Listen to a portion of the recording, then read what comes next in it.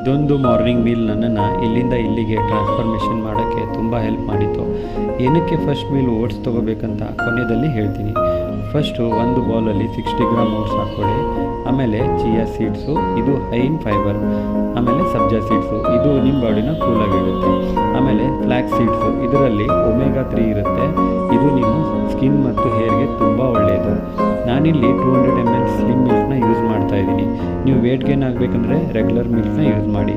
ನಂತರ 1 to 2 hours ಫ್ರಿಜ್ನಲ್ಲಿಡಿ. ಆಮೇಲೆ ಅದಕ್ಕೆ 1 ಬನಾನಾ, 5 ಬಾದಾಮು, 10 ದ್ರಾಕ್ಷಿ, ಆಮೇಲೆ ನ್ಯಾಚುರಲ್ ಸ್ವೀಟ್ನರ್ ಹನಿನ ಯೂಸ್ ಮಾಡ್ತಾಯಿದ್ದೀನಿ. ಸ್ವಲ್ಪ ದಾಳಿಂಬೆ, ಇದ್ರ ಜೊತೆಗೆ ಪ್ರೋಟೀನ್ ಕೂಡ ಆ್ಯಡ್ ಮಾಡಿ.